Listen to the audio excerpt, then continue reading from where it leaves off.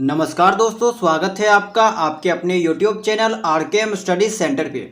तो दोस्तों, ये हमारा झारखंड बीएड एंट्रेंस एग्ज़ाम के लिए टीचिंग एप्टीट्यूड का क्लास नंबर 20 है।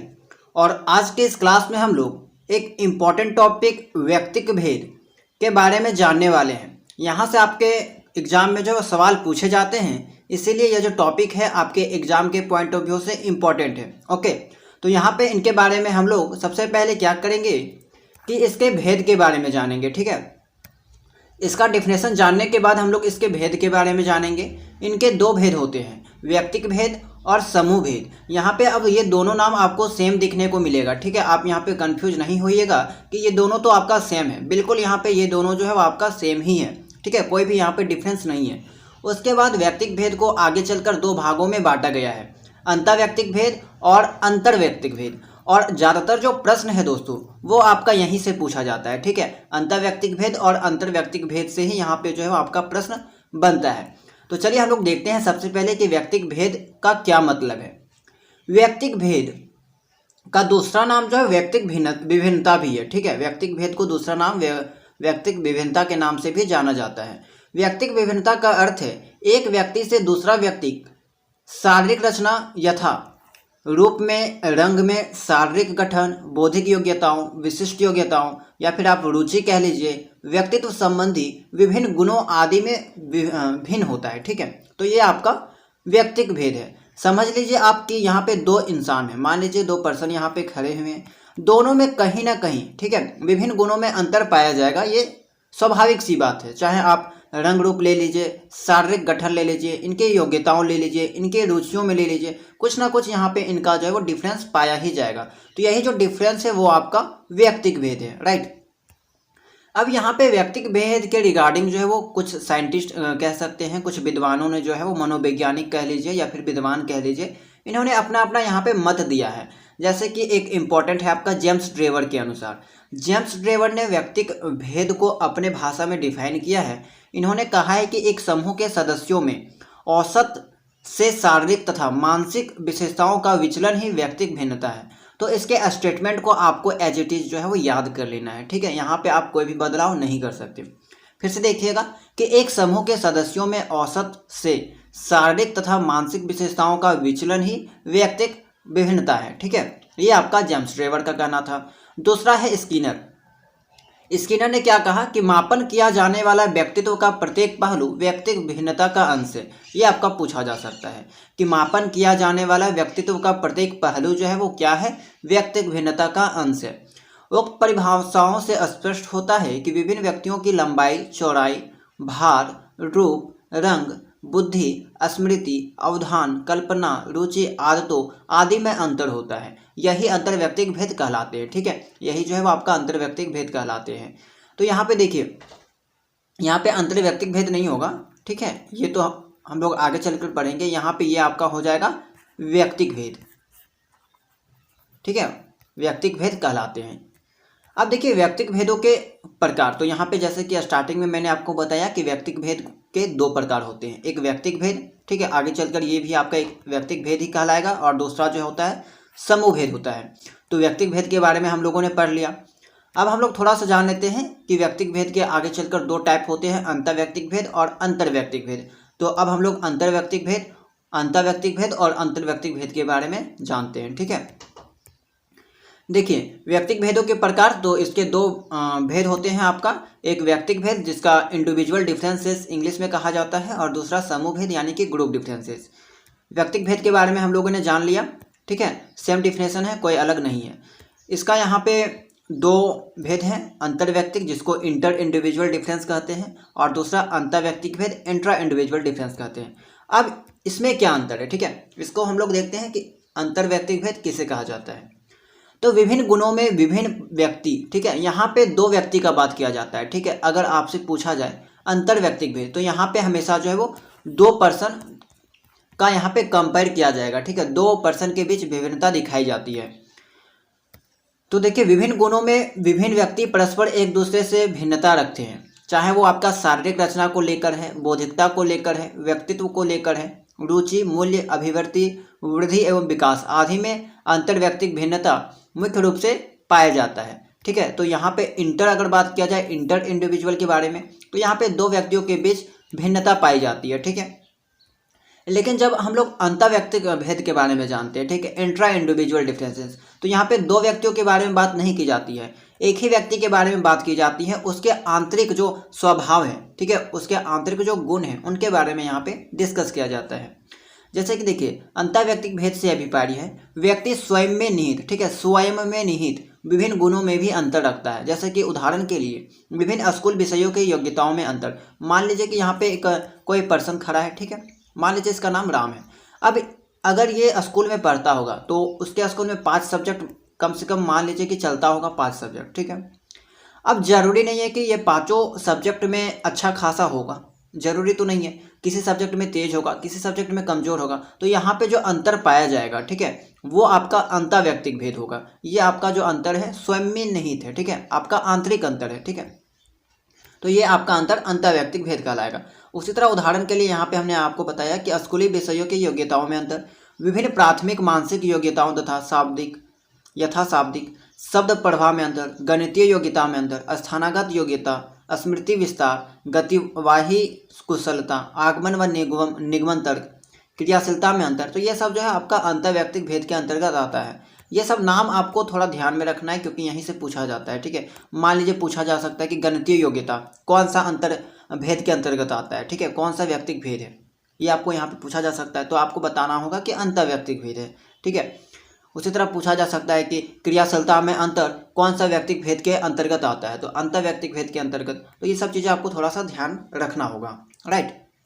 बाकी अंतर व्यक्तिक भेद और अंतर व्यक्तिक भेद क्या क्या होता है ये सब आप समझ गए होंगे। एक बार खुद से जो है वो अच्छे से एक बार अध्ययन कर लीजिएगा। आगे है दोस्तों व्यक्तिक भेदों के क्षेत्र, एरिया ऑफ इंडिविजुअल डिफरेंसेस। मनोवैज्ञानिक दृष्टिकोण से व्यवहार के 3 पक्ष सुनिश्चित किए गए हैं, अतः व्यवहार के किन्हीं तीनों पक्षों में व्यक्तिक विभिन्नताएं पाई जाती है, ठीक है। व्यवहार के कितने पक्ष होते हैं? 3 पक्ष। यह चीज़ आपको ध्यान में रखना होगा। कौन कौन सा होता है दोस्तों? तो संज्ञानात्मक पक्ष, दूसरा भावात्मक पक्ष और तीसरा क्रियात्मक पक्ष। सबसे पहले ध्यान में रखना है व्यवहार के 3 पक्ष होते हैं, संज्ञानात्मक पक्ष, भावात्मक पक्ष, क्रियात्मक पक्ष। संज्ञानात्मक पक्ष को इंग्लिश में कॉग्निटिव डोमेन कहा जाता है, भावात्मक पक्ष को अफेक्टिव डोमेन कहा जाता है एंड क्रियात्मक पक्ष को कोनेटिव डोमेन कह सकते हो, ठीक है। तो यहाँ पे क्या हुआ कि तीनों पक्ष में जो है व्यक्तिक भिन्नताएं पाई जाती है, ठीक है। व्यक्तिक विभिन्नताएं जो है वो तीनों पक्ष में पाई जाती है। तो कौन से पक्ष में कौन से व्यक्तिक विभिन्नताएं पाई जाती हैं इसको यहाँ पे आपको ध्यान में रखना होगा, ठीक है, क्योंकि यहाँ से भी आपके सवाल बनते हैं। कौन से पक्ष में कौन से व्यक्तिक विभिन्नताएं पाई जाती है। जैसे कि अगर हम लोग पहला बात करें संज्ञानात्मक पक्ष में, तो आपका इसमें बौद्धिक योग्यताएं आ जाती है, उपलब्धियां आ जाती है, अभियोग्यता आ जाती है, अवधान आ जाती है, प्रत्यक्षीकरण। उसके अलावा यहाँ पे आपका संवेदनशील, सुझाव ग्रहणशीलता, अधिगमशीली। तो यहाँ पे 8 जो है वो करीबन 8 यहाँ पे व्यक्तिक विभिन्नताएं हैं जो कि संज्ञानात्मक पक्ष में आती है। अब हम लोग देखते हैं कि व्यवहार का जो दूसरा पक्ष है भावात्मक पक्ष, इसमें कौन कौन से आपकी व्यक्तिक विभिन्नताएं आती है। पहला आपका रुचि है, मूल्य है, अभिवृत्ति है, स्वभाव है, समायोजन है, उसके अलावा भय, प्यार तथा स्नेह, चिंता, नैतिकता। यहाँ पे 9 जो है वो ये सब आपका भावात्मक पक्ष में आने वाली व्यक्तिक विभिन्नताएं हैं। उसके अलावा क्रियात्मक पक्ष में कौन कौन सी विभिन्नताएं आती है, तो क्रियाशीलता है, विषाद है, उत्साह है। ये 3 जो है आपके हैं यहाँ पे व्यक्तिगत विभिन्नताएं, ये आपके जो है क्रियात्मक पक्ष में आती है। तो ये इनका नाम आपको यहाँ पे पता होना चाहिए, अच्छे से इनका नाम जो है वो याद कर लीजिएगा, क्योंकि यहाँ पे पूछा जा सकता है कि बताइए प्यार तथा स्नेह, यहाँ पे प्यार तथा स्नेह जो है वो कौन सा आपका पक्ष में आता है, ठीक है, व्यवहार के किस पक्ष में आता है। तो आपको बताना होगा कि ये जो है वो आपका भावात्मक पक्ष के अंतर्गत आता है। तो इस टाइप के प्रश्न भी यहाँ से पूछे जा सकते हैं। अब हम लोग देखते हैं दोस्तों व्यक्तिक विभिन्नताओं को प्रभावित करने वाले कौन कौन से कारक हैं। तो व्यक्तियों में व्यक्तिक भेद उत्पन्न करने वाले सभी कारकों को 2 प्रमुख वर्गों में वर्गीकृत किया जा सकता है। पहला है आपका जैविक कारक यानी कि बायोलॉजिकल फैक्टर्स, दूसरा है आपका वातावरणीय कारक यानी कि इन्वायरमेंटल फैक्टर्स। इन 2 प्रमुख कारकों के अतिरिक्त अन्य 2 कारक हैं, आयु या फिर परिपक्वता कह लीजिए, एज या मैच्योरेशंस, और आपका है यौन अंतर। यानी कि 4 जो है वो यहाँ पे आप कारक कह सकते हो। पहला आपका जैविक कारक, दूसरा वातावरणीय कारक, आयु कारक एंड चौथा है आपका यौन अंतर, ठीक है। तो थोड़ा सा हम लोग जान लेते हैं जैविक कारक के बारे में। दोस्तों यहाँ पे जैविक कारक क्या होता है, ठीक है। तो वैसा कारक जो आनुवांशिकता के कारण उत्पन्न होता है, ठीक है, वैसा कारक जो आनुवांशिकता के कारण उत्पन्न होता है उसे हम लोग जैविक कारक कहते हैं। जैसे कि आपको पता होगा कि मानसिक अथवा बौद्धिक क्षमता, आप देख सकते हो कि आपका जो, मान लीजिए कि कोई इंसान है, ठीक है, तो इसका जो मानसिक या फिर बौद्धिक जो क्षमता होगी वो आपका वहाँ पे आनुवांशिकता के कारण उत्पन्न होती होगी, ठीक है, तो ये आपका जैविक कारक के अंतर्गत आ गया। उसी तरह कोई या इंसान है, ठीक है, इसका अगर हम लोग आकृति के बारे में बात करेंगे, इसका रंग रूप के बारे में बात करेंगे, तो ये भी आपका एक जैविक कारक है, क्योंकि ये भी जो आपका आनुवांशिकता पे डिपेंड करता है, ठीक है। तीसरा जो आपका पॉइंट है वो आपका है व्यक्ति का स्वभाव। किसी भी व्यक्ति का स्वभाव कैसा होता है वो उनके जो है वो आनुवांशिकता पे डिपेंड करता है, ठीक है, क्योंकि यहाँ पे आप देख सकते हो कि कुछ ऐसे भी यहाँ पे बालक होते हैं जो कि अपने माता पिता पे जाते हैं, उनका जो स्वभाव होता है वो उनके माता पिता के आधार पे होता है, तो वो भी यहाँ पे आपका जो है वो जैविक कारक के अंतर्गत आता है। स्मरण शक्ति, ठीक है, किसी की याद करने की जो शक्ति होती है वो भी आपका वहाँ पे आनुवांशिकता के कारण उत्पन्न होता है, और ये भी आपका जैविक कारक के अंतर्गत आता है। तो ये सब चीज़ें आपको थोड़ा सा ध्यान में रखना होगा। अब है आपका वातावरणीय कारक। तो वातावरणीय कारक के अंतर्गत आप कह सकते हो जैसे कि बालक के सीखने का प्रभाव, बालक क्या सीखता है, कैसे सीखता है, ये उसके वातावरण पे डिपेंड करता है कि उनके संगी साथी जो है वो किस तरह के हैं, किस तरह के वे लोग जो माहौल में रहते हैं, तो ये आपका यहाँ पे इन्वायरमेंटल फैक्टर्स हो जाएगा। इसके अलावा व्यक्ति अथवा बालक के शारीरिक संरचना, कि वो कौन सा वातावरण में रहता है, वहाँ की वायु कैसी है, पानी कैसा है, तो ये सब चीज़ें भी वहाँ पे डिपेंड करती है, और उस अकॉर्डिंग जो है वो वहाँ पे उनकी शारीरिक रचना भी होती है। जैसे कि आप देख सकते हो, अगर आप एक स्टेट के बारे में बात करोगे, जम्मू कश्मीर के लोगों की, या फिर आप इधर दूसरे स्टेट्स के बारे में बात करोगे, तो दोनों का शारीरिक संरचना जो है वो बहुत विभिन्नता पाई जाती है वहाँ पे। उसके अलावा बालक का समाजीकरण, तो बालक किस समाज में रहता है, किस परिवेश में रहता है, ये भी आपका जो है वो इन्वायरमेंटल फैक्टर्स है, यानी कि वातावरणीय कारक है। इसके अलावा बालक का नैतिक विकास, ये भी आपका एक वातावरणीय फैक्टर है। बालक का इंटरेस्ट, रुचियाँ, ये सब भी जो है आपका यहाँ पे वातावरणीय फैक्टर के अंतर्गत आ जाती है, ठीक है। उसके अलावा और क्या पढ़ना है दोस्तों, यहाँ पे हम लोगों ने क्या क्या पढ़ लिया, आप लोगों ने देखा होगा कि सबसे पहले हम लोगों ने बात किया था कि व्यक्तिक भेद के बारे में, इसके दो टाइप के बारे में, व्यक्तिक भेद, समूह भेद, अंतर्व्यक्तिक भेद और अंतर्व्यक्तिक भेद, जो कि व्यक्तिक भेद के दो यहाँ पे टाइप थे। तो ये सब चीज़ों के बारे में हम लोगों ने बात कर लिया अभी तक, व्यक्तिक भेद के बारे में, अंतर्व्यक्तिक भेद के बारे में, अंतर्व्यक्तिक भेद के बारे में। अब हम लोग जानते हैं थोड़ा सा समूह भेद क्या होता है, समूह भेद के बारे में, राइट। तो चलिए सबसे पहले हम लोग देख लेते हैं समूह भेद क्या है। समूह भेद यानी कि ग्रुप डिफरेंस से तात्पर्य है विभिन्न समूहों में अंतर का होना, विभिन्न समूहों में अंतर का होना। यह समूह भेद पाया जाता है विभिन्न आयु वर्ग के व्यक्तियों में, यानी कि आप अगर देखो आप कि बाल्यावस्था के बच्चों को ले लीजिए, या फिर ठीक है, और एक किशोरावस्था के ले लीजिए, तो यहाँ पे दोनों के ग्रुप में जो बहुत सारी विभिन्नता पाई जाती है, ये आप पहली बात ही जो है वो समझ सकते हो। उसी तरह यहाँ पे देख सकते हो कि विभिन्न आयु वर्ग के व्यक्तियों में जो विभिन्नता पाई जाती है। इसके अलावा यौन भेद आधारित समूह, रंग भेद आधारित समूह, जाति भेद आधारित समूह, धर्म भेद आधारित समूह, विशिष्ट बालक समूह तथा प्रतिभाशाली बालक, मंदबुद्धि बालक, सृजनात्मक बालक, अपराधी बालक, विकलांग बालक, सामाजिक रूप से वंचित बालक, सामाजिक आर्थिक स्तर के अनुसार विभिन्न समूह तथा उच्च, औसत, निम्न तथा विभिन्न सांस्कृतिक पृष्ठभूमि के समूह आदि। तो ये आपका ग्रुप डिफरेंस है, ठीक है। ग्रुप नाम से ही पता चला है कि समूह में जो अंतर पाई जाती है, चाहे वह समूह किसी भी आधारित क्यों ना हो, वर्ग के आधारित पे हो, यौन भेद के आधारित पे हो, रंग भेद के आधारित पे हो, धर्म भेद के आधारित पे हो, ठीक है, तो किसी भी आधारित पे क्यों ना हो, वहाँ पे जो विभिन्नता पाई जाती है वो आपका समूह भेद के अंतर्गत आता है।